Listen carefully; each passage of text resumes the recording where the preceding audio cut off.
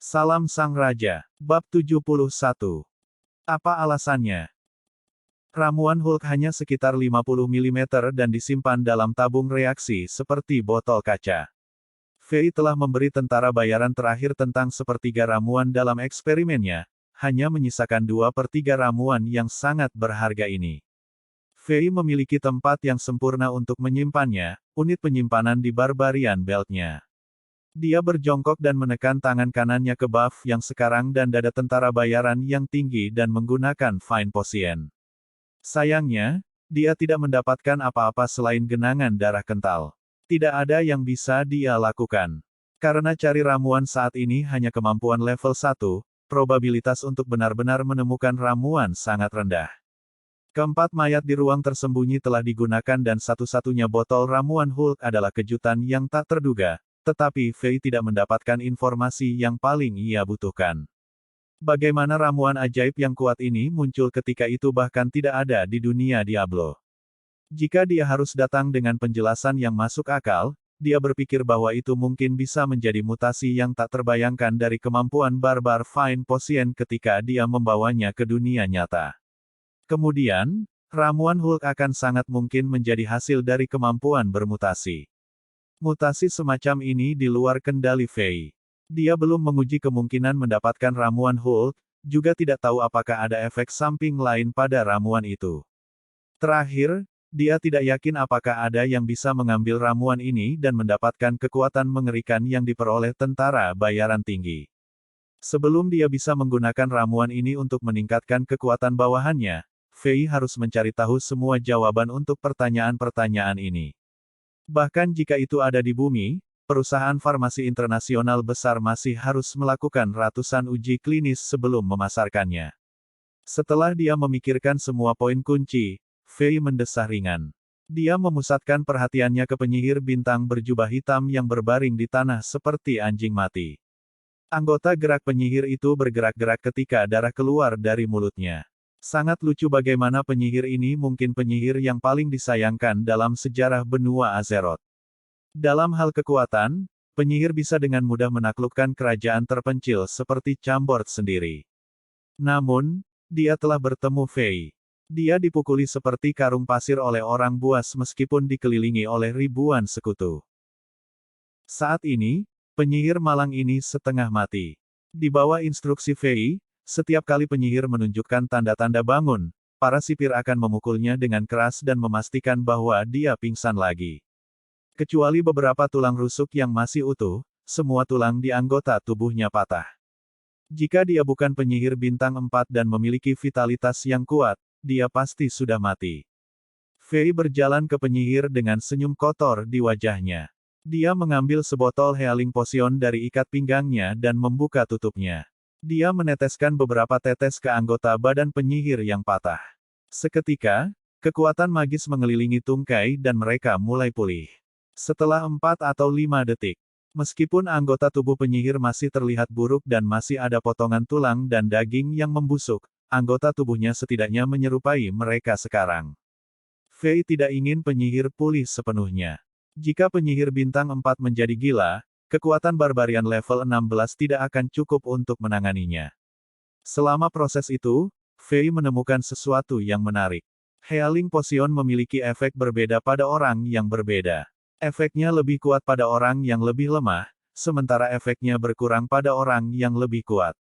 Dengan jumlah ramuan yang sama, itu sudah cukup untuk menghidupkan kembali pers yang hampir mati, tetapi untuk penyihir bintang 4, itu hanya cukup untuk menyembuhkan beberapa cedera eksterior.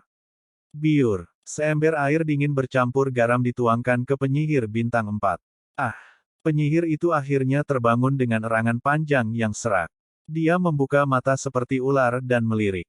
Matanya mendarat di wajah yang tidak akan pernah dia lupakan seumur hidupnya. Seketika, dia mulai gemetaran seolah-olah dia adalah seorang gadis yang telah melihat iblis mengambil keperawanannya. Dia tidak bisa membantu tetapi berteriak, "Itu, kamu. Kamu memiliki ingatan yang bagus. Ini aku, hehehe." Fei tertawa dengan arogan. Dia tidak bisa membantu tetapi merasa bangga. Merebut dan menangkap penyihir bintang 4 meskipun memiliki kekuatan kurang dari prajurit bintang 3. Catatan ini bisa masuk ke Records of Great Achievements oleh semua Raja Chambord. Kamu sudah selesai. Hahaha, kau pasti mati. Tolol bodoh, babi bodoh, anjing lucu. Kamu masih tertawa. Apakah kamu tahu apa yang telah kamu lakukan? Penyihir seperti kerangka mulai berteriak kaget setelah ia melihat mayat ksatria bertopeng perak. Tubuhnya mulai bergetar seolah-olah dia tersengat listrik. Seluruh kerajaan Chambord akan menjadi neraka. Kamu membunuh Pangeran Mateja Kesman dari Kekaisaran Eindhoven. Seluruh Kekaisaran Zenith akan hancur berkeping-keping. Sial, kamu ingin lebih banyak siksaan. Sangat sombong, meski menjadi tahanan. Setelah melihat penyihir ini berteriak dengan arogan alih-alih memohon belas kasihan, Fei menjadi marah. Dia bergegas ke penyihir dan menginjak kedua paha penyihir. Krek, krek, suara patah tulang bisa terdengar. Tulang kaki yang pulih di bawah pengaruh Healing Potion diubah menjadi tumpukan fragmen tulang, dan paha berubah menjadi pasta daging lagi. Penyihir malang itu memuntahkan lebih banyak busa darah dan pingsan lagi.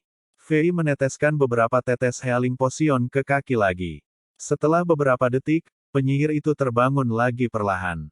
Setelah dia melihat Fei, dia mulai berteriak lagi. Kamu, dasar babi sialan. Kamu. Krek, krek, kaki yang pulih kembali terinjak. Fei berjongkok lagi dan dengan sabar meneteskan beberapa Healing Potion ke kakinya. Kali ini, penyihir itu sepertinya mengerti situasi yang sedang dialaminya. Dia jauh lebih tenang kali ini. Dia berkeringat dan berbicara dengan terengah-engah. Kamu orang bodoh. Jika kamu ingin hidup, melarikan dirilah dari sekarang. Kamu telah membuat kesalahan besar. Jika aku jadi kamu, aku akan mengkhawatirkan hidupku sendiri dulu. Tuan penyihir yang terhormat, beritahu aku nama dan asal kamu. Dan, apakah nama bajingan ini Mateja Kesman? Fei menunjuk ke tubuh ksatria bertopeng perak dan bertanya dengan dingin. Lebih baik kamu ceritakan semua yang kamu tahu. Kalau tidak, ekspresi pembunuhan muncul di wajah Fei. Hidupku. Penyihir itu menggigit giginya dengan marah ketika dia berbicara. Aku terluka sampai titik ini. Apakah kamu pikir aku memiliki kesempatan untuk hidup? Hehe.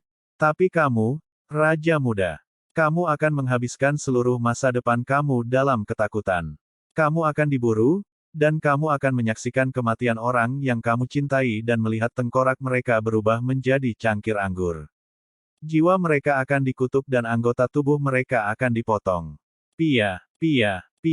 Fei mengangkat penyihir di kerah jubah hitamnya dan menamparnya beberapa kali, sepasang gigi berdarah terbang di udara dan mendarat di tanah.